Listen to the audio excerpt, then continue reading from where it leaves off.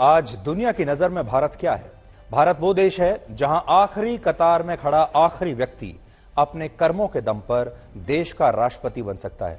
भारत वो देश है जहां जात पात, धर्म और वर्ग से ऊपर उठकर एक आदिवासी महिला को राष्ट्रपति बना दिया जाता है। आज का दिन भारत के इतिहास में स्वर्ण अक्षरों में दर्ज हो चुका है। द्रौपदी मुर्मू ने आज राष्ट्रपति पद की शपथ ली और मुर्मू देश की पहली ऐसी राष्ट्रपति हैं जिन्होंने आजाद भारत में जन्म लिया है। उनसे पहले जितने भी राष्ट्रपति रहे उनका जन्म देश की आजादी से पहले हुआ था और वो 64 वर्ष की उम्र में इस पद पर बैठने वाली सबसे युवा राष्ट्रपति हैं। आज संथाल आदिवासी समाज में पैदा हुई बेहद गरीब परिवार में पलने वाली द्रौपदी मुर्मू आज से मैडम प्रेसिडेंट कहलाएंगी। और मैडम ही क्या, अब तो मैडम भी वही हैं और सर भी वही हैं। एक महिला के लिए सफलता के शिखर तक पहुंचने का संघर्ष बहुत मुश्किल होता है। उसे जीवन में हर स्तर पर लड़ना होता है। उसे सामाजिक परंपराओं के बंधन तोड़ने होते हैं। उसे समाज की महिला विरोधी सोच से भी हर बार लड़ना होता है। उसे परिवार की उन बेड़ियों को तोड़ना होता है जो बचपन से ही उसकी उड़ान रोकने के लिए बांधी जाती हैं। और इस सब के बावजूद अगर कोई महिला उच्च पद तक पहुंचती है तो कई बार पूरी व्यवस्था उसे पीछे खींचने के प्रयास में लग जाती है। सोचिए, एक आदिवासी महिला ने एक छोटे से गांव से अपने संघर्षों की शुरुआत की और आज वो देश की राष्ट्रपति हैं। सबसे पहले हम आपको राष्ट्रपति द्रौपदी मुर्मू के शपथ ग्रहण की सबसे शानदार तस्वीरें दिखाना चाहते हैं, क्योंकि ये तस्वीरें देश के हर वर्ग की महिलाओं को प्रेरणा देंगी और ये बताती हैं कि किसी भी महिला के लिए कुछ भी नामुमकिन नहीं है।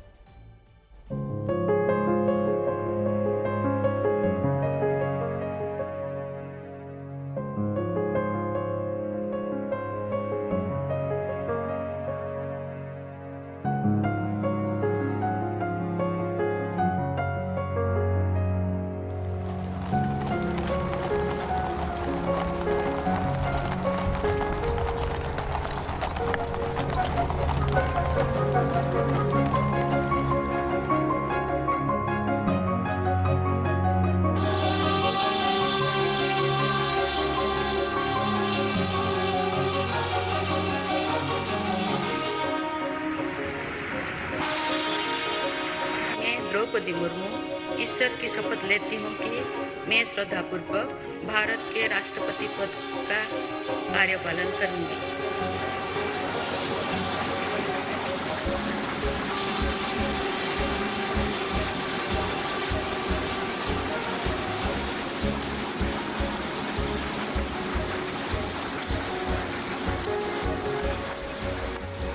मेरा निर्वाचन इस बात का सबूत है कि भारत में गरीब सपने भी देख सकता है और उन्हें पूरा भी कर सकता है।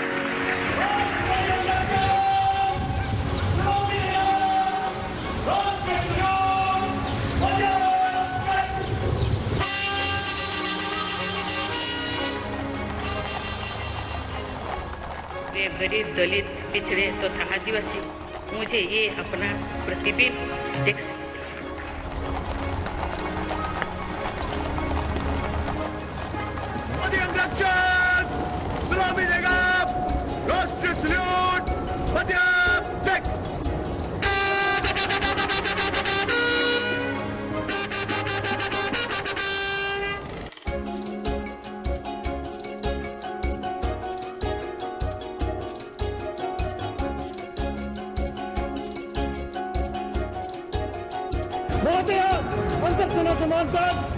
के लिए अधिरथ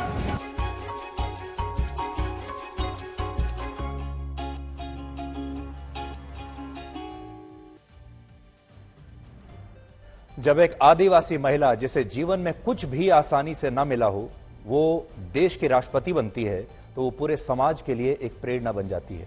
द्रौपदी मुर्मू ने 15वें राष्ट्रपति के तौर पर शपथ लेने के बाद अपने संबोधन में 4 ऐसी बड़ी बातें कही हैं जो आप सबको उम्मीद, प्रेरणा और शक्ति से भर देंगी और ये बातें आज आपको बहुत ध्यान से सुननी चाहिए।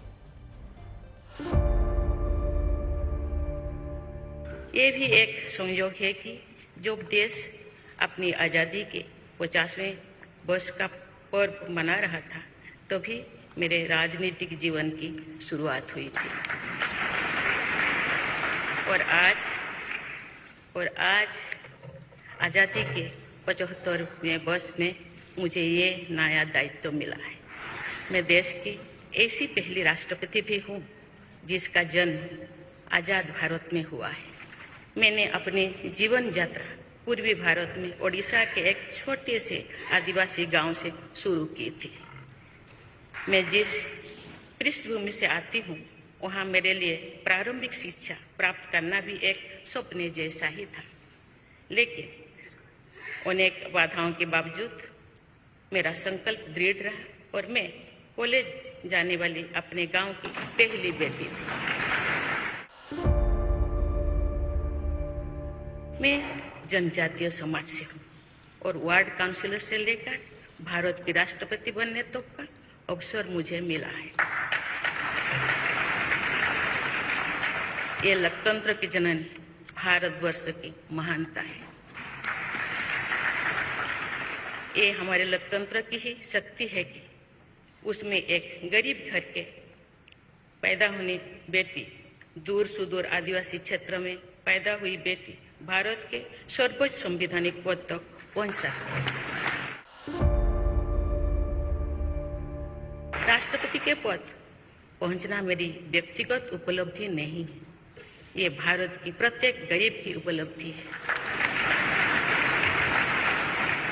मेरा निर्वाचन इस बात का सबूत है कि भारत में गरीब सपने भी देख सकता है और उन्हें पूरा भी कर सकता है। और ये मेरे लिए बहुत संतोष की बात है कि जो सदियों से वंचित रहे, जो जीवन विकास के लाभ से दूर रहे, वे गरीब, दलित, पिछड़े तथा आदिवासी मुझे ये अपना प्रतिबिंब देख सकते हैं। मेरे इस निर्वाचन में देश के गरीब व का आशीर्वाद शामिल है।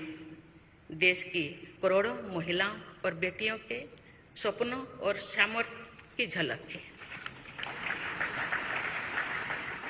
मेरे इस निर्वाचन में पुरानी लीग से हटकर नए रास्ते पर चलने वाले भारत के आज के युवाओं का साहस भी शामिल है। ऐसे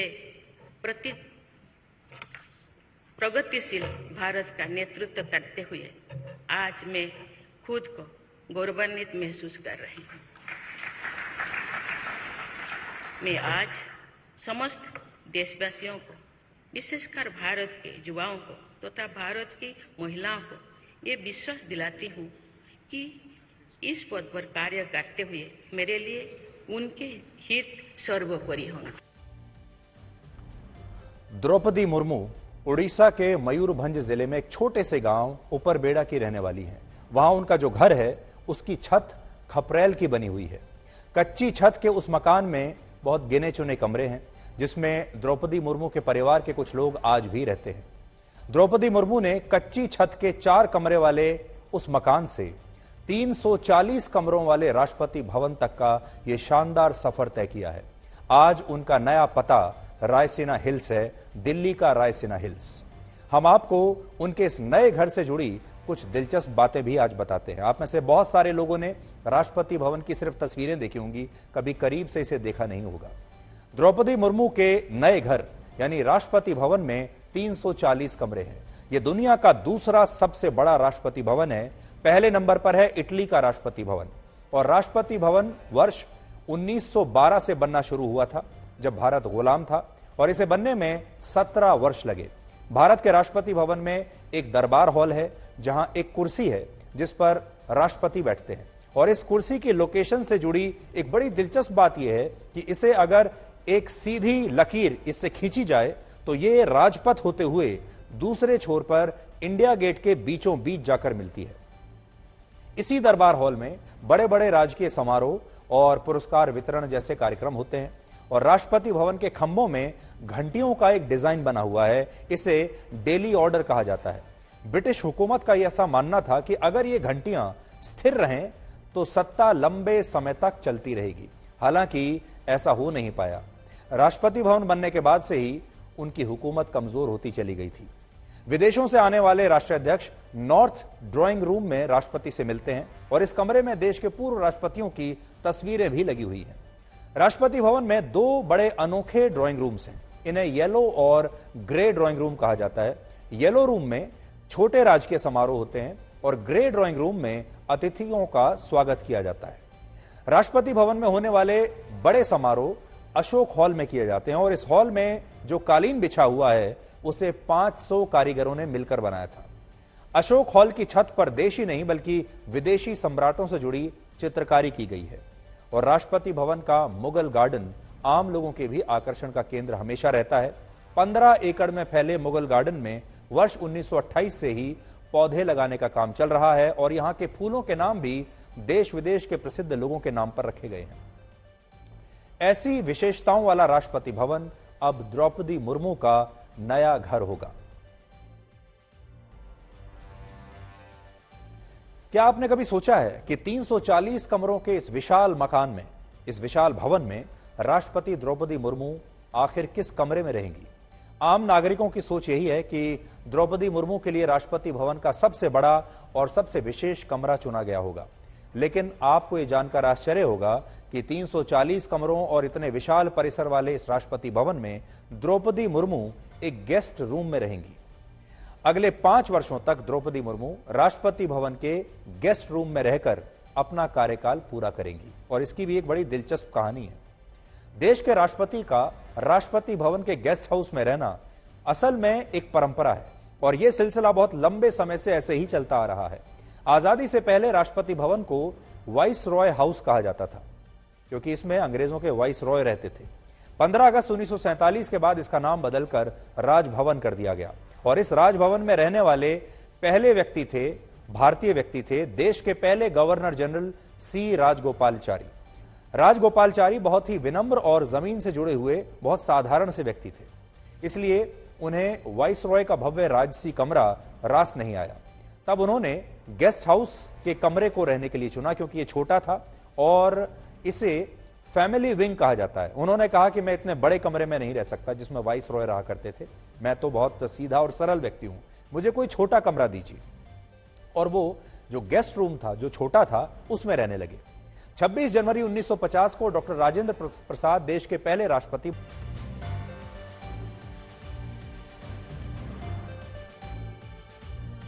तो भारत के पहले राष्ट्रपति ने जब राष्ट्रपति भवन में प्रवेश किया था तब की पुरानी तस्वीरें हम आपको आज दिखा रहे हैं। आपके लिए ये तस्वीरें देखना भी बहुत दिलचस्प रहेगा क्योंकि इतिहास से हमेशा कुछ ना कुछ सीखने की कोशिश करनी चाहिए। द्रौपदी मुर्मू आज 15वीं राष्ट्रपति बनी है देश की और ये जो तस्वीर है ये है जब देश के पहले राष्ट्रपति भवन में जब उन्होंने प्रवेश किया था।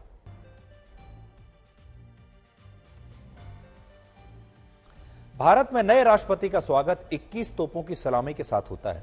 देश के मुख्य न्यायाधीश संसद भवन के सेंट्रल हॉल में नए राष्ट्रपति को उनके पद की शपथ दिलवाते हैं और उसके बाद नए राष्ट्रपति को 21 तोपों की सलामी दी जाती है। यह परंपरा कई दशकों से ऐसे ही चली आ रही है और आज आपको भारत ही नहीं कई देशों में राष्ट्रपति के शपथ ग्रहण से जुड़ी कुछ रोचक बातें भी जरूर जाननी चाहिए। जैसे तंजानिया में राष्ट्रपति जब शपथ लेता है तो उसे एक भाला और ढाल दी जाती है। वर्ष 1961 में ब्रिटेन से आजादी मिलने के बाद से ही यह परंपरा चल रही है। तंजानिया में भाले और ढाल को नेतृत्व और सैन्य क्षमता का प्रतीक माना जाता है और यह वहां की मसाई जनजाति का एक हथियार भी है। इंडोनेशिया में राष्ट्रपति जब शपथ लेते हैं तो उनके सिर के पास एक धार्मिक पुस्तक रखी जाती है और इस पुस्तक की छाया में राष्ट्रपति को शपथ लेनी होती है। यह पुस्तक नए राष्ट्रपति के धर्म से जुड़ी हुई होती है। फिलीपींस में भी राष्ट्रपति पद की शपथ बड़े अनोखे ढंग से होती है। यहां पर राष्ट्रपति को शपथ के लिए पाइनएप्पल यानी अनानास के फाइबर से बनी एक शर्ट पहननी होती है और इस परंपरागत शर्ट को बेरोंग टागालोग कहा जाता है। रशिया में राष्ट्रपति को शपथ के बाद सोने की एक खास चेन दी जाती है और शपथ के दौरान संविधान की कॉपी और प्रेसिडेंट चेन ऑफ ऑफिस मंच पर रखी जाती है। President's chain of office. नया राष्ट्रपति संविधान की कॉपी पर हाथ रखकर शपथ लेता है और फ्रांस में भी राष्ट्रपति पद की शपथ नहीं ली जाती, वहां पर जीत के ऐलान के साथ ही राष्ट्रपति बन जाते हैं।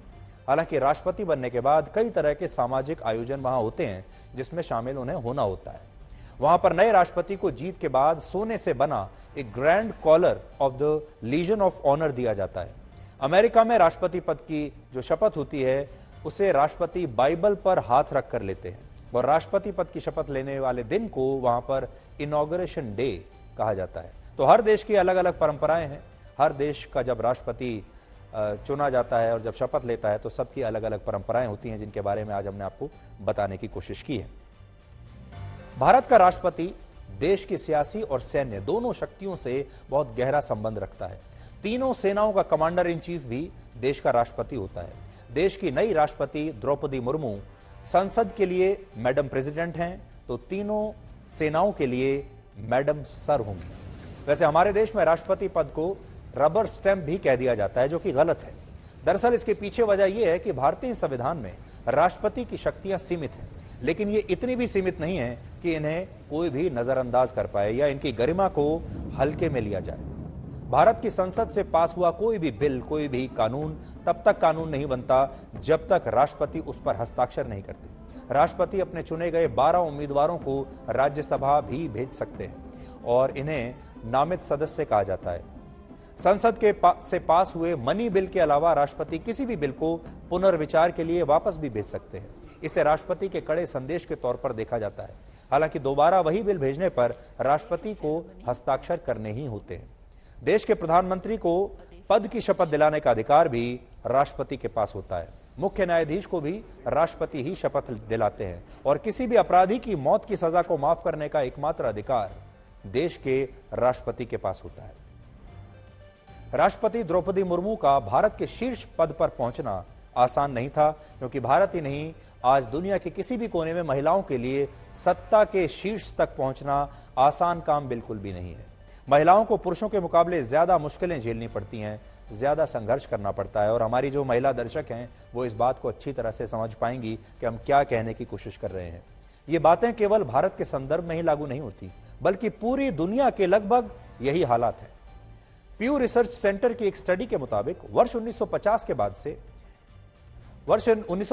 के बाद के वर्षों में मंगोलिया पहला देश था जिसका नेतृत्व एक महिला के हाथों में था। इसके बाद 1966 में इंदिरा गांधी पूरी दुनिया में दूसरी ऐसी महिला थी जो भारत जैसे बड़े देश की प्रधानमंत्री बनी। 1991 तक दुनिया में ऐसे 20 देश हो चुके थे जिसका नेतृत्व कभी ना कभी किसी महिला ने किया। इसके बाद वर्ष 2021 तक दुनिया में कुल 70 ऐसे देश हुए जिनका नेतृत्व कभी ना कभी किसी महिला के हाथों में रहा। इनमें से बांग्लादेश ऐसा देश है जहां पिछले 50 वर्षों में सबसे लंबे समय तक महिला नेतृत्व रहा है, लेकिन दुनिया के दूसरे देशों की सत्ता में महिलाओं की भागीदारी काफी सीमित रही है और उनकी संख्या भी बहुत धीरे धीरे बढ़ी है। यूनाइटेड नेशंस की 2021 की रिपोर्ट के मुताबिक दुनिया के केवल 24 देशों में ही महिलाएं राष्ट्राध्यक्ष के पद पर रही थीं और इसमें भी सिर्फ 10 महिलाएं राष्ट्र प्रमुख यानी हेड ऑफ स्टेट के पद पर थीं, जबकि 13 महिलाएं उस देश की सरकार की प्रमुख यानी प्रधानमंत्री जैसे पदों पर थीं। अगर दुनिया के देशों के कैबिनेट में महिलाओं की भागीदारी की बात की जाए तो कैबिनेट के अंदर सिर्फ 21% महिलाएं ही मौजूद थीं और दुनिया में सिर्फ 14 ऐसे देश थे जहां के मंत्रिमंडल यानी सरकार चलाने वाले सिस्टम में महिलाओं की संख्या 50% या उससे ज्यादा थी। सत्ता में भागीदारी की बात की जाए तो दुनिया भर के देशों की संसद में वर्ष 2021 तक औसतन सिर्फ 25% महिलाएं ही मौजूद थी और सिर्फ 4 ऐसे देश थे जहां की संसद में महिलाओं की संख्या 50% यानी आधी या आधी से अधिक थी। आप ये जानकर हैरान होंगे कि वो 4 देश हैं रवांडा, क्यूबा, बोलिविया और यूएई, जहां की संसद में 50% से अधिक महिलाएं थीं। और अगर दुनिया इसी दर से सत्ता में जेंडर इक्वलिटी के लक्ष्य की ओर बढ़े तो बराबरी की हिस्सेदारी तक पहुंचने में अभी 130 वर्ष लग सकते हैं। वैसे देखा जाए तो महिलाओं के मामले में भारतीय उपमहाद्वीप बाकियों से काफी बेहतर रहा है।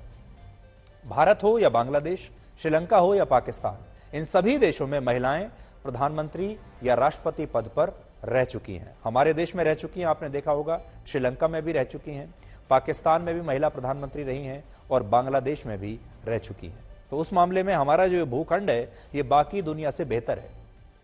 अब द्रौपदी मुर्मू की शपथ का सार हम आपको ब्लैक एंड व्हाइट में समझाते हैं। द्रौपदी मुर्मू का राष्ट्रपति बनना देश के करीब 10% आदिवासी समुदाय को एक शानदार पहचान और सम्मान मिलने जैसा है।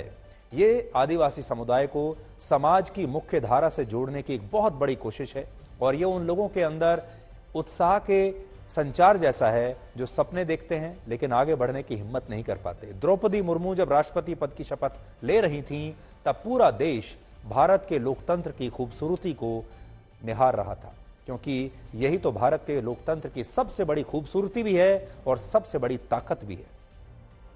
यह भारत में ही मुमकिन हो सकता है कि आदिवासी समाज का कोई व्यक्ति देश के सर्वोच्च पद पर बैठ जाए। भारत दुनिया का सबसे बड़ा लोकतंत्र है और अमेरिका दुनिया का सबसे पुराना लोकतंत्र। आपको जानकर हैरानी होगी कि अमेरिका में कोई भी आज तक महिला राष्ट्रपति पद पर नहीं रही। अभी भी वहां पर सारे पुरुष ही राष्ट्रपति रहे हैं। द्रौपदी मुर्मू का राष्ट्रपति बनना यह बताता है कि कमजोर व्यक्ति के लिए मेहनत ही उसका अंतिम हथियार है। उसके लिए सही समय पर सही जगह पर होना बहुत जरूरी है। इसके लिए उसे कभी हार न मानने वाली मानसिकता को अपनाना होगा। सोचिए, परिवार के साथ हुई त्रासदी के बाद अगर द्रौपदी मुर्मू डिप्रेशन में जाकर हार मान लेती तो क्या वो आज देश के राष्ट्रपति बन पाती? काबिलियत के साथ साथ कभी हार न मानने वाली मजबूत मानसिकता सफलता की सबसे बड़ी कुंजी है और आज आप द्रौपदी मुर्मू से यही सीख सकते हैं। वो अपने गांव की पहली ऐसी लड़की थीं जो पढ़ने के लिए भुवनेश्वर तक जा पाई। अगर तभी हिम्मत हार गई होती तो आज यहां तक ना पहुंचती। द्रौपदी मुर्मू के राष्ट्रपति बनने में बहुत से लोगों को राजनीति भी दिखाई दे रही है, सियासी समीकरण दिखाई दे रहे हैं और अगर ये राजनीति है भी, पल भर के लिए मान भी लीजिए, तो भी ये समाज में सबसे नीचे खड़े व्यक्ति को आगे बढ़ाने वाली एक प्रोग्रेसिव पॉलिटिक्स है, यानी आगे बढ़ाने वाली राजनीति है जो देश के लिए बहुत अच्छी है। और शायद इसीलिए राष्ट्रपति चुनाव में द्रौपदी मुर्मू के समर्थन में विपक्ष के भी कई नेताओं ने वोट किया, क्रॉस वोटिंग हुई। और ये क्रॉस वोटिंग बताती है कि जब राजनीति में देश के पिछड़ों को आगे लाने की कोशिश होती है तो पक्ष विपक्ष का कोई अर्थ नहीं रह जाता और यही भारत की असली ताकत है। तो आज द्रौपदी मुर्मू से आपको बहुत कुछ सीखना चाहिए और जो तस्वीरें, ऐतिहासिक तस्वीरें आज हमने देखी हैं, वो लोकतंत्र की खूबसूरती को बताती हैं, लोकतंत्र की ताकत को बताती हैं।